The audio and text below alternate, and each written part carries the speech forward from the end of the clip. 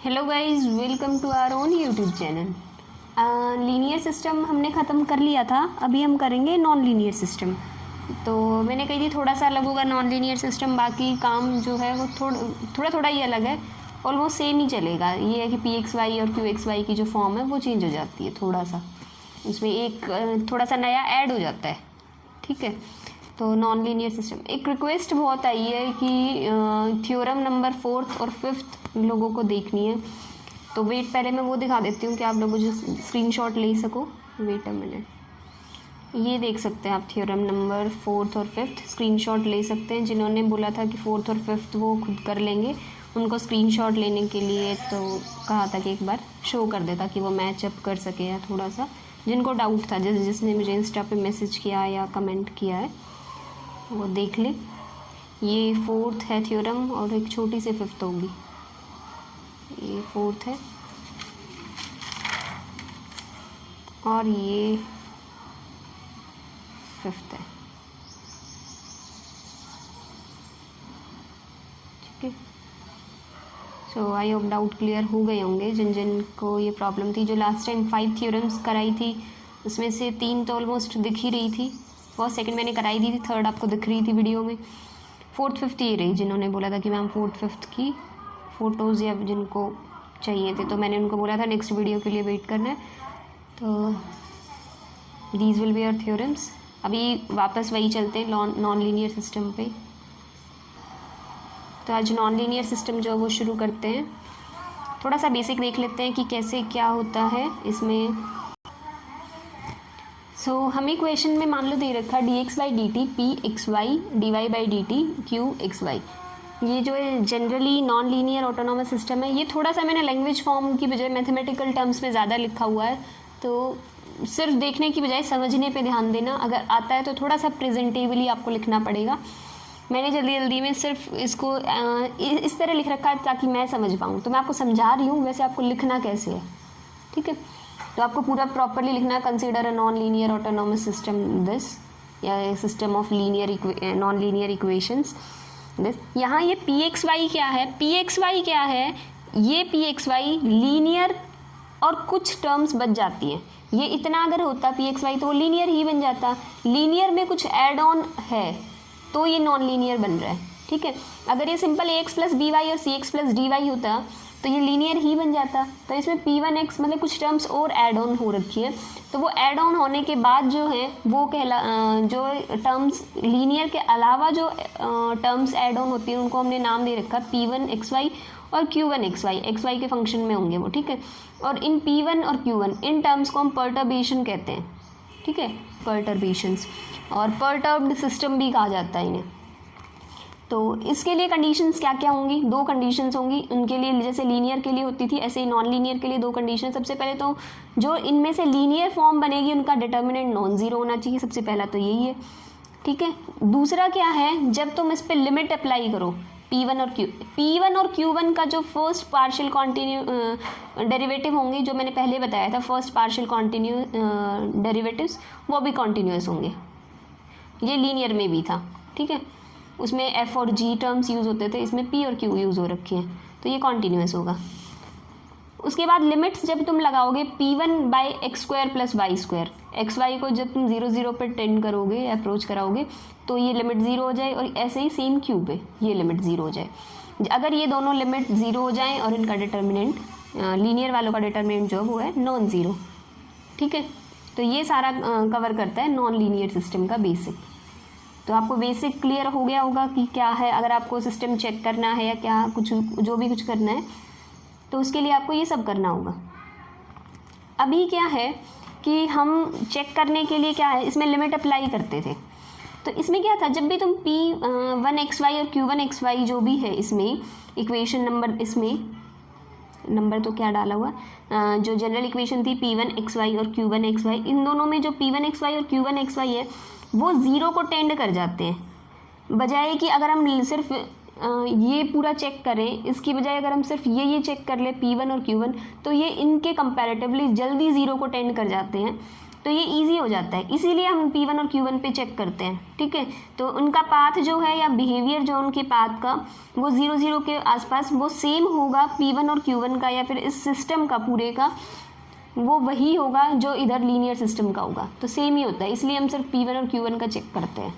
ठीक है, ये थोड़ी सी डीप बातें मतलब समझ आई तो ठीक है कि हम क्यों करते थे, थोड़ा सा लॉजिकल।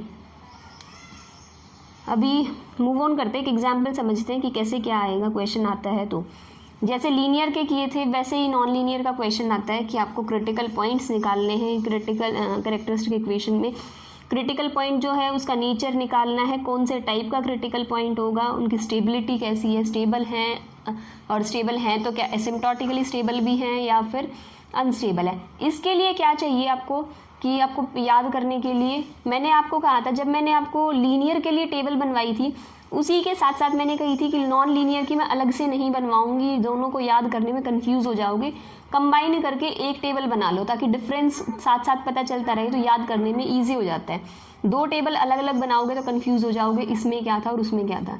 एक साथ करोगे तो कंपेयर करने में आसान हो जाता है कि इसमें और इसमें सिर्फ इतना सा ही डिफरेंस है, बाकी सेम टेबल है।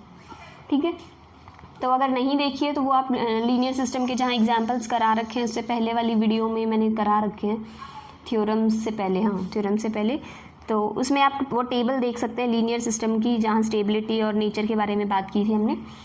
तो वही सारा काम इसमें कर रखा है। ठीक है, उसी टेबल की हेल्प से हम ये क्वेश्चन करेंगे। अब क्वेश्चन हमें दे रखा है dx/dt is equals to this, dy/dt is equals to this. Linear हमने पढ़ रखा है तो लीनियर की हेल्प से हम ये कर सकते हैं कि a यहाँ ax प्लस by की फॉर्म ये है, cx प्लस dy की फॉर्म ये है, ये p1xy है और ये q1xy है। ठीक है, तो यहाँ तक तो पता चल गया।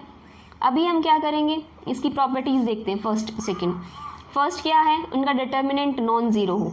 डिटर्मिनेंट चेक करो ए बी सी डी का, लीनियर वाले का, तो डिटर्मिनेंट 2 आ गया, ये नॉन ज़ीरो है। उसके बाद सेकंड वाले लिमिट चेक करते हैं, लिमिट चेक करते हैं और P1 और Q1 के जो फर्स्ट पार्शियल डेरिवेटिव्स हैं वो कॉन्टीन्यूस होंगे, तो ये देख के पता चल रहा है x² और 2y² है तो कॉन्टीन्यूस है। ठीक है, सिंपल से हैं। इन पे लिमिट अप्लाई करो, limit xy tends to 0 0, P1 xy by x², सिर्फ वैल्यू पुट की P1 की। उसके बाद हम क्या करते हैं, इन क्वेश्चंस को जैसे हम 12th स्टैंडर्ड में या BSc में करते थे, लिमिट को जो है पेयर की बजाय सिंगल पे कोऑर्डिनेट पे कर लेते थे, y equals to mx put करके। ठीक है, ये पाथ जो है वो y इक्वल्स टू mx के लिए हमने पुट किया, जहाँ y है वहाँ mx पुट किया तो सिंगल लिमिट हो गई, जहाँ xy टेंड्स टू 0 था और यहाँ आते आते x टेंड्स टू 0 हो गया। ठीक है, x की फॉर्म में ले आए सारे क्वेश्चन को, जब लिमिट अप्लाई किया तो आंसर आ गया 0, तो ये चीज़ हो गई प्रूव। अब इसके लिए आते हैं। ठीक है, अब ये आए इसके लिए, विजिबल है ना, यस, इसके लिए आए वही सब वैल्यूज़ हमें Q1 के लिए करनी है, वो सारा काम जो हमने P1 के लिए किया था वो वैल्यूज़ यहाँ पुट की, उसके बाद यहाँ आंसर भी 0 आ गया। अभी वही पीछे वाले फॉर्मेशन की तरह आपको कैरेक्टरिस्टिक इक्वेशन दिखानी जैसे बनानी है, जैसे लीनियर में बनाई थी, λ² minus a plus D lambda plus A D minus B C equals to 0। Values put की तो लैम्डा की वैल्यू आ गई 2, -2 और -1। तो इसके रूट्स कैसे आए हैं, रियल हैं दोनों रूट्स, अनईक्वल हैं, सेम साइन है, ऑपोजिट साइन है, सेम साइन है, तो रियल, अनईक्वल और सेम साइन। जब वो टेबल बनवाई थी उससे आप कंपेयर कर सकते हो कि अगर रियल, अनईक्वल और सेम साइन के रूट्स हों तो क्रिटिकल पॉइंट कौन से टाइप का होता था, वो isolated critical point node type का होता था वो। ठीक है, और ये भी बताया था कि अगर दोनों के दोनों रूट्स जो सेम साइन के वो नेगेटिव हैं तो एसिम्प्टोटिकली स्टेबल आता था, और अगर दोनों के दोनों पॉजिटिव था तो अनस्टेबल बोलते थे। तो ये क्या है, दोनों के दोनों नेगेटिव हैं इसीलिए एसिम्प्टोटिकली स्टेबल है।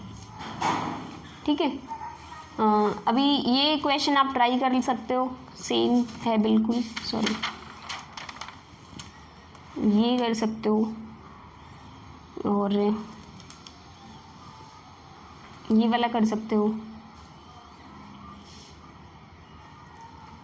ठीक है, इसमें यही है कि बस इसमें अलग तो यही करना है यहाँ तक कि भाई हम पहले ही इसकी कंडीशन चेक करते हैं, ये दोनों, अगर ये दो कंडीशन सेटिस्फाई होते हैं तो हम एक लीनियर सिस्टम पे काम कर सकते हैं, अदरवाइज नहीं कर सकते। ठीक है, तो ये सिस्टम अगर यही चीज़ नहीं होगी तो हम लीनियर सिस्टम उसको ट्रीट करके ये सारा काम नहीं कर पाएंगे उसे। ठीक है, अगर और मैंने लास्ट टाइम जो लीनियर के क्वेश्चन कराए थे ना आप लोगों को, उसके लिए प्रैक्टिस क्वेश्चन जिन्होंने मांगे थे वो देख लो कि मैम कोई 1-2 क्वेश्चन बता दो किस तरह से होंगे। इस तरह का क्वेश्चन आता है, ठीक है। तो ये आप कर सकते हो, ये क्वेश्चन ट्राई कर लो।